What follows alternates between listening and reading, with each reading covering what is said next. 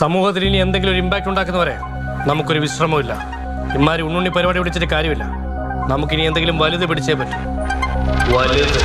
ചേച്ചി, നമ്മളിനി തിരിച്ച് ഹേമ കമ്മിറ്റിയിലോട്ട് വരുന്ന സമയത്ത് ഇന്ന് കേസായിട്ട് വന്ന നടന്മാരുടെ ചിത്രങ്ങൾ നമ്മൾ കാണുന്നുണ്ടല്ലോ. കാണും. ഒരു നാടാവുമ്പോ നിന്നെ പോലുള്ള ചെറ്റകളും ധാരാളം കാണും. അവൻ ഈ വള്ളിപ്പയർ പോലത്തെ സ്വഭാവ എവിടെയും പടന്നു കയറും. ആ വന്നവർ ആരുമായിട്ടേലും ചേച്ചിക്ക് പരിചയങ്ങളുണ്ടോ? എന്താ അങ്ങനെ ഒരു ചോദ്യം?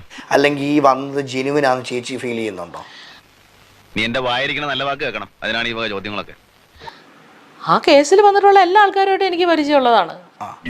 അങ്ങനെ ബോംബെറിഞ്ഞു. ഇനി എത്രത്തോളം പൊട്ടു നോക്കിയാൽ മതി. പക്ഷേ എനിക്കങ്ങനെ ഒരു അനുഭവം, അങ്ങനത്തെ ഒരു സാഹചര്യത്തിലേക്ക് ഞാനായിട്ട് എത്തിപ്പെട്ടിട്ടുമില്ല. അങ്ങനത്തെ ഒരു സാഹചര്യം എനിക്ക് വന്നിട്ടുമില്ല. അതുകൊണ്ട് എനിക്ക് അതിനെ കുറിച്ചൊന്നും പറയാനില്ല. ചേച്ചി, ഇപ്പം വാതിലുകൾ മുട്ടുന്ന കാലഘട്ടമല്ലേ? അപ്പം ചേച്ചി തന്നെ ഇന്റർവ്യൂ പറയുകയുണ്ടായി, എനിക്കാണെങ്കിൽ പോലും പല അവസരങ്ങൾ നഷ്ടപ്പെട്ടു പോയിട്ടുണ്ടെന്ന് പറയുകയുണ്ടായി. ഇത്ര അമേരിക്കയിലും ഇത്ര സ്റ്റേജ് പ്രോഗ്രാമും ചെയ്യുന്ന മനീഷ എന്ന ആക്ട്രസിന് എപ്പോഴെങ്കിലും മുട്ടിയ വാതിലുകൾ അവസരത്തിന് വേണ്ടി തുറന്നു കൊടുത്തിട്ടുണ്ടോ? നിന്റെ തള്ളയ്ക്കാൻ വിളിക്കാത്തതേ നിനക്ക് തന്തയില്ലാത്തോണ്ടാ കേട്ടോടാ. എന്ത് ഇത് കിട്ടണത് നീ മേടിച്ചോ?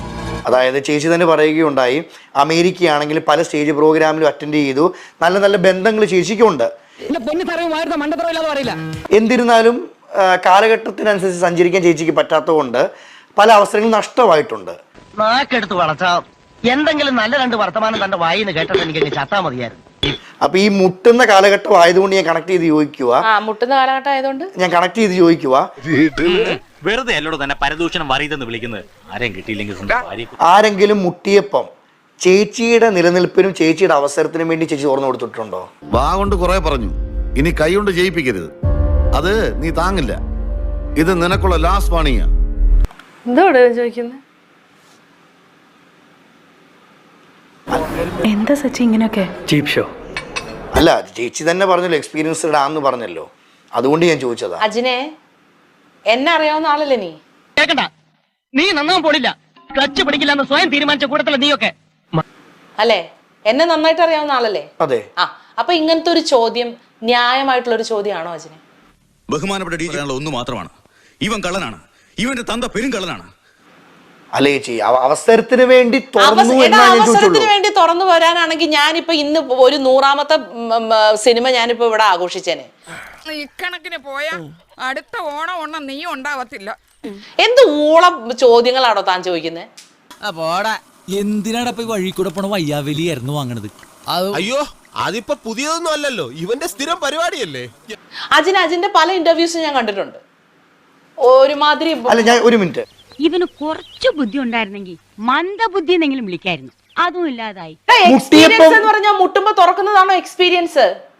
ആണോ? എല്ലാവരുടെ എക്സ്പീരിയൻസ് അതാണോ? ഓ, ഈ പൊട്ടൻ എന്ന് പറയുന്നത് കമ്പ് മുഴുവനല്ല, ഇവൻ തന്നെ. വ്യൂ എന്ന് പറഞ്ഞ് ഇവിടെ കൊണ്ടിരുത്തുമ്പോ നിങ്ങൾക്ക്, നിങ്ങളുടെ മാധ്യമങ്ങൾക്ക്, എല്ലാവരെയും ഞാൻ പറയുന്നില്ല, പ്രത്യേകിച്ച് നീ മേലാൽ ഇങ്ങനൊന്നും ചെയ്യില്ല. അഞ്ചാറബത്തൊക്കെ എല്ലാവർക്കും പറ്റേ. നിനക്ക് അനാവശ്യമായിട്ടുള്ള ചോദ്യങ്ങൾ ചോദിക്കുന്ന കുറച്ച് കൂടുതലാണ്. സർ, ഇവനൊക്കെ ഒരേ ഒരു സെൻസേ ഉള്ളൂ, നോൺസെൻസ്. വീട്ടിൽ പോയിട്ട് അമ്മയെടുത്ത് ചോദിക്കോ ഇങ്ങനെ? വീട്ടിൽ പോയിട്ട് പെങ്ങളെടുത്ത് ചോദിക്കോ ഇങ്ങനെ? കിട്ടി, പലിശ സഹിതം കിട്ടി. എന്റെ വീട്ടുകാർ സിനിമയിലില്ല. ഞാൻ ചോദിക്കുന്നത് സ്ത്രീകളാണോ? അവരൊന്നുമില്ല. കഴിഞ്ഞു, അവസാനിച്ചു, മതിയായി. ഒരുമാതിരി ഊളത്തരം ചോദ്യം ചോദിച്ചിട്ടാണോ ഇവിടെ കൊണ്ടുവന്നിരുത്തേണ്ടത്? നശിപ്പിച്ചില്ലേ? അയ്യോ, ഇനിയിപ്പോ അയ്യോ പത്തൊന്നും വിളിച്ചിട്ട് കാര്യമില്ല. ഇനി നിന്നെ സഹായിക്കാൻ ഈ ഭൂമിയിൽ ഞാനെന്നല്ല ഒരു മനുഷ്യനും സാധ്യമല്ല.